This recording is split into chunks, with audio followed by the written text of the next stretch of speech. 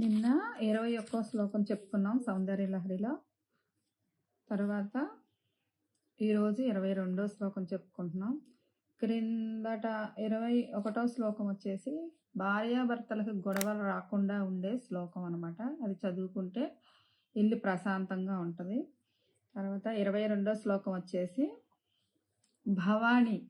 భవాని అంటే అమ్మవారి నామస్మరణ అనమాట.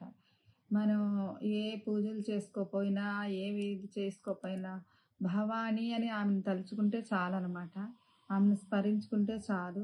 అంత మధురమైన శ్లోకం ఈ శ్లోకం. భవాని, భా అనే నామం పలికితే చాలన్నమాట. ఈ శ్లోకం 108 చదివితే ఇంపార్టెంట్ శ్లోకం అనమాట. ఇది అన్నిటికంటే ఇంపార్టెంట్. 108 చదివితే చాలా మంచిది అనమాట.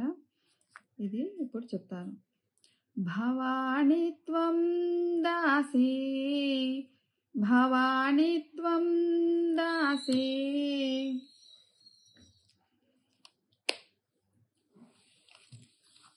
భవాని త్వం దాసి మయి వితర దృష్టిం సకరుణా, మయి వితర దృష్టిం సకరుణా ఇతి స్తోతుం వాంఛన్. ఇక్కడ మితి ఉంది కదా, ఈ పెట్టుకోండి. ఇతి స్తోతుం వాంఛన్, ఇతి స్తోతుం వాంఛన్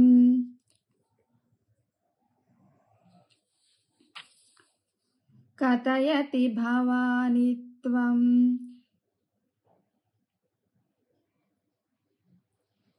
ఇక్కడ 0 పెట్టుకోండి. ఇక్కడ మీ దగ్గర ఈ పెట్టుకోండి. భవాని త్వం ఇతి యః,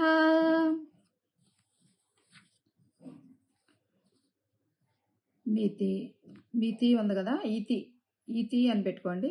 ఇతి స్తోతుం వాంఛన్ కథయతి భవాని త్వం ఇతి యః తదైవ త్వం తస్మై, తదైవ త్వం తస్మై దిశసి నిజ సాయుజ్య పదవీ, దిశసి నిజ సాయుజ్య పదవీ ముకుంద బ్రహ్మేంద్ర స్ఫుటమకుట నీరాజిత పాద, ముకుంద బ్రహ్మేంద్ర స్ఫుటమకుట నీరాజిత పాద, ముకుంద బ్రహ్మేంద్ర స్ఫుటమకుట నీరాజిత పాద.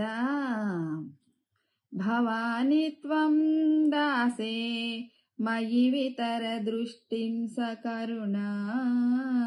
3 times.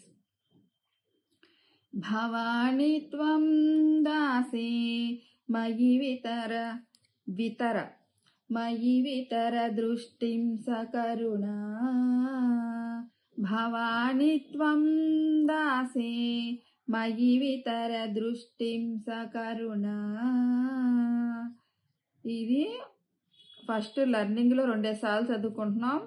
ఇప్పుడు ఒక్కొక్క లైన్ 3 సార్లు చదువుకుంటాం. తర్వాత మిగతాది రెండోసారి 2 లైన్లు, తర్వాత 1 లైన్. ఇలా ఇన్నిసార్లు చదివేసరికి సగం మనకు వచ్చేస్తుంది. సగం ఇంటికాడ చదివితే ఈజీగా వచ్చేస్తుంది అనమాట. ఎక్కువ ప్రాక్టీస్ చేస్తే ఈజీగా వచ్చేస్తుంది. ఇతి స్తోతుం వాంఛన్ కథయతి భవాని త్వం ఇతి యః. ఇక్కడ 0 పెట్టుకుంటే ఈజీగా ఉంటుంది. మర్చిపోయి మామూలుగా చదివేస్తాం అన్నమాట. 0 పెట్టుకుంటే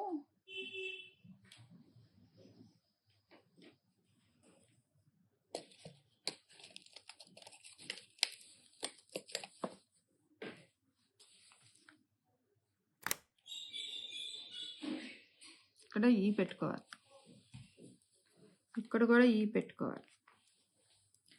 ఇతి స్తోతుం వాంఛన్ కథయతి భవాని త్వం ఇతి యః తదైవ త్వం తస్మై దిశసి నిజ సాయుజ్య పదవీ, తదైవ త్వం తస్మై దిశసి నిజ సాయుజ్య పదవీ ముకుంద బ్రహ్మేంద్ర స్ఫుటమకుట నీరాజిత పాద ముకుంద బ్రహ్మేంద్ర స్ఫుటమకుట నీరాజిత పాద ముకుంద బ్రహ్మేంద్ర స్ఫుటమకుట నీరాజిత పాద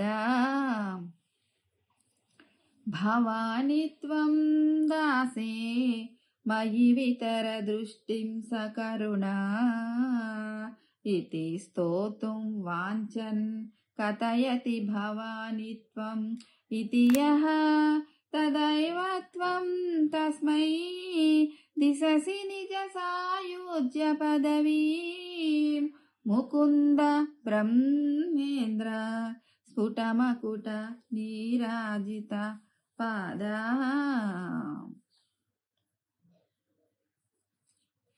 ఈ శ్లోకానికి ఇక్కడే తాత్పర్యం కూడా ఉంటుంది, బుక్లో చూసుకుంటే తెలిసిపోద్ది అనమాట. అమ్మ భవాని రాణి, నువ్వు ఈ దాసునిపై నీ కరుణా దృష్టి ప్రసరింపజేయము అని ప్రార్థిస్తూ, నువ్వే దిక్కు అని నిన్ను స్తుతింపదలిచిన వానిని నీవు శీఘ్రంగా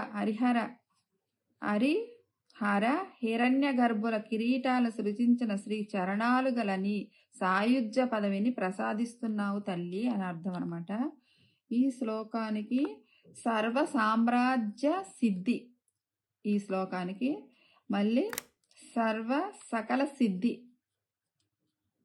సిద్ధి సావేరి రాగం అనమాట. ఫలితం వచ్చేసి సర్వ సామ్రాజ్య సిద్ధి లేదా సకల సిద్ధి, రెండిట్లో ఏదైనా వశం అవుతుంది అనమాట.